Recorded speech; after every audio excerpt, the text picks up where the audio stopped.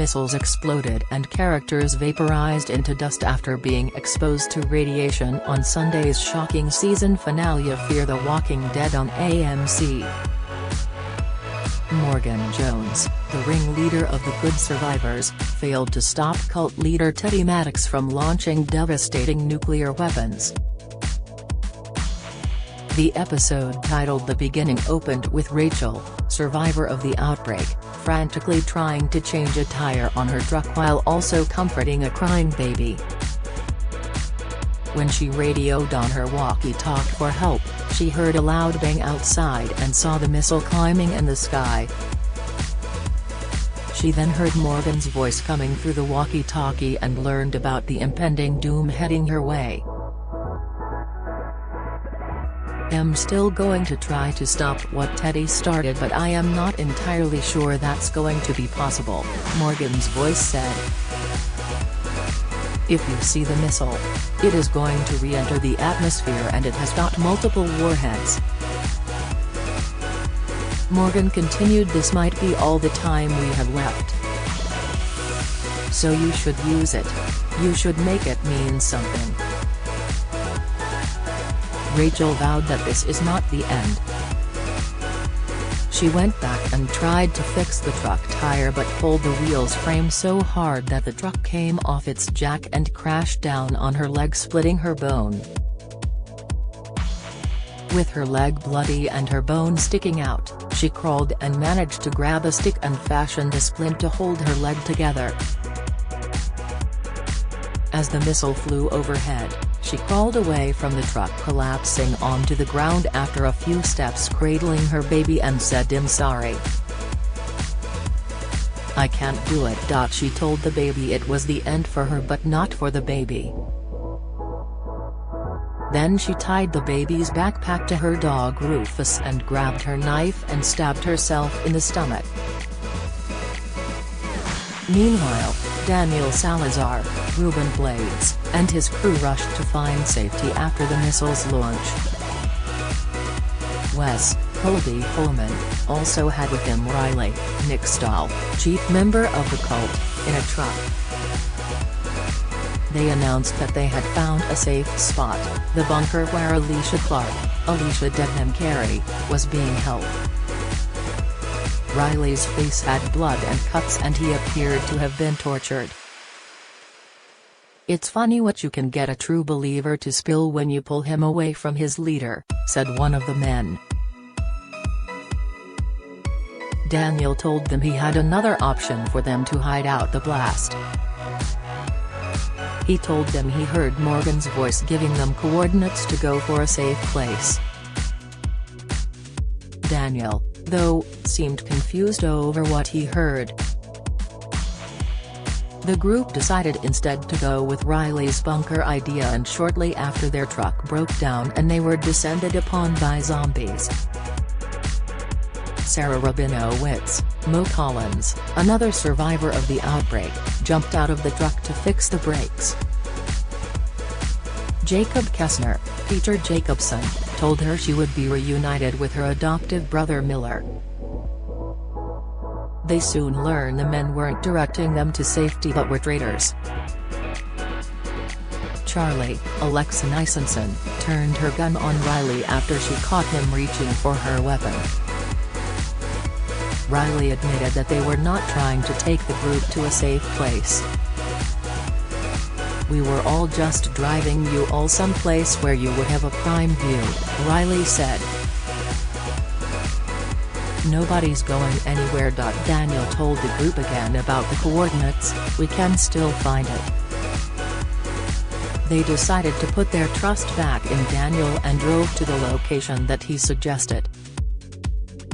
Meanwhile, Dwight, Austin Emilio, and his wife Sherry, Christine Evangelista, were also looking for safety on horseback to escape the missile. Sherry saw a house and decided they should go and look inside for beer and pretzels. "It's the one thing we said we were going to do if we found each other again," she said. "If this really is the end, then this is how I want to go out. Just us." In the house, Sherry said she wasted so much time fighting the bad guys. She regretted that it cost her time she could have spent with Dwight. Dwight told her she had nothing to be sorry for.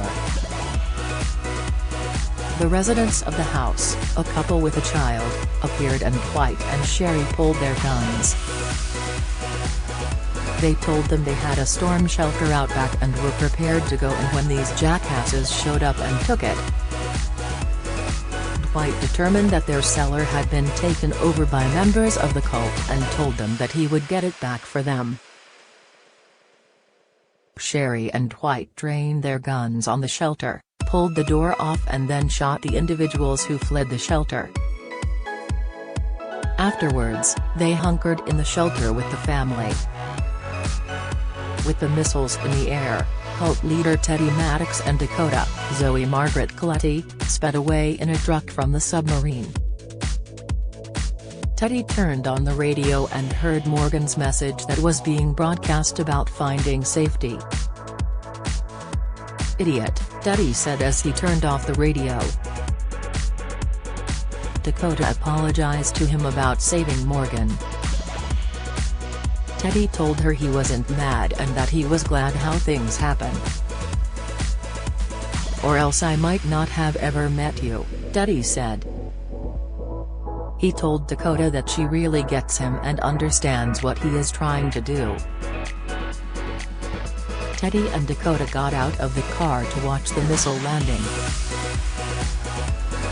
"Front row seats," said Teddy. Moments later, John Dory Sr. Keith Carradine pulled a gun on Teddy. "Step away from the girl," he said.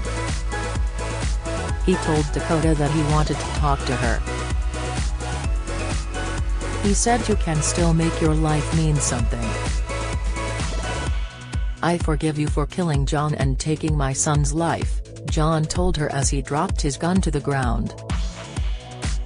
Teddy turned to shoot him, but just then June Dory, Jenna Elfman, stepped out of their police cruiser and shot the gun out of Teddy's hand. She also told Dakota she forgave her too. John brushed Teddy's gun aside, kicking off dirt that revealed they were standing on the bunker. "Looks like you were planning on sticking around," John said to Teddy. Dakota was shocked and questioned Teddy. He told her he just wanted to survive to go back and shoot off the rest of the missiles. John told Dakota that Teddy was only saving her because he needed 2 people to launch the missiles. "He doesn't care about you," said John.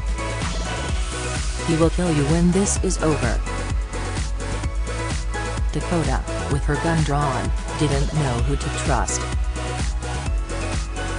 In another location, Victor Strand, Coleman Domingo, found an office building brimming with zombies.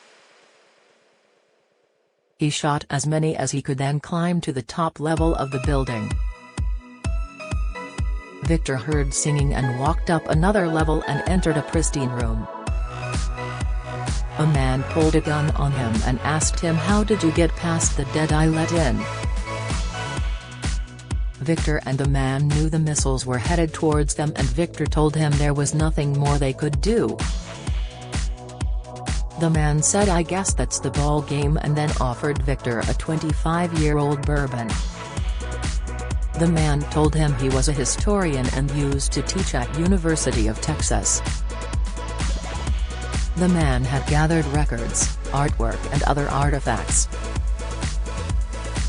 Victor noticed the man had a religious necklace that was similar to one he once had.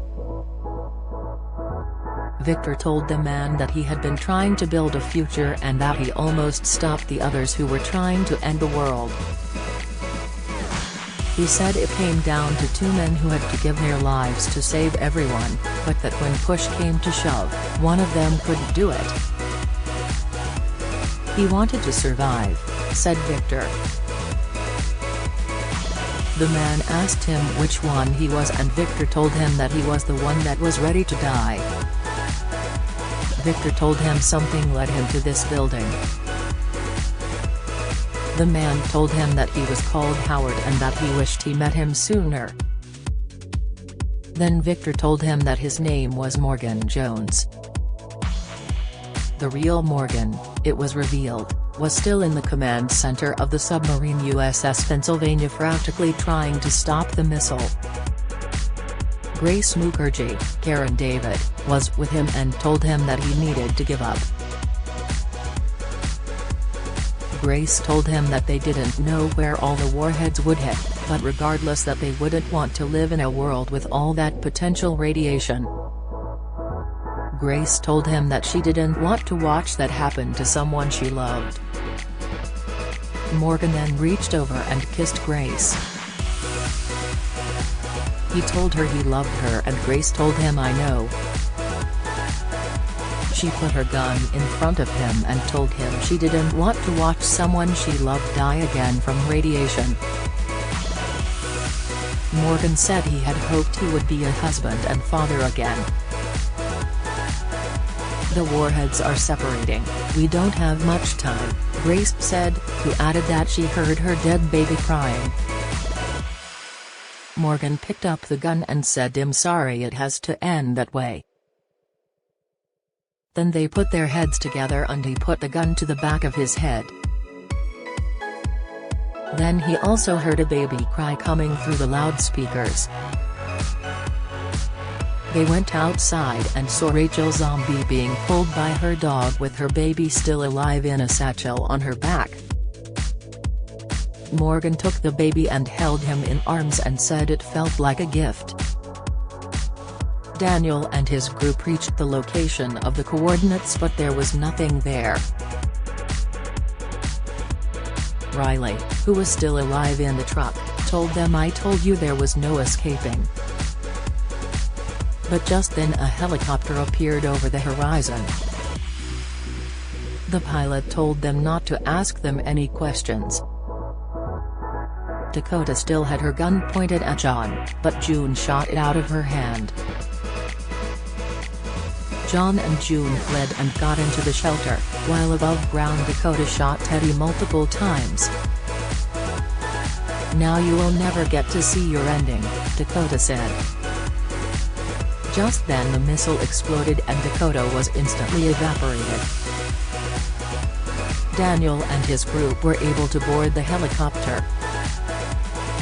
Before they flew away, they spray-painted on the ground, "This isn't the end," as Riley, now a zombie, walked into the field. Morgan, Grace, with the baby and the dog, tried to outrun the blast from the missile. They hunkered under a car outside of the submarine. Victor and his new friend Howard watched the blast from the office building and appeared to be left unharmed. "After everything I did, I am still here," said Victor. "I'm not the man I told you I was. I'm the other one. I am Victor Strand." Victor told him he did what he needed to do to survive. He said they can take the future behind them and rebuild.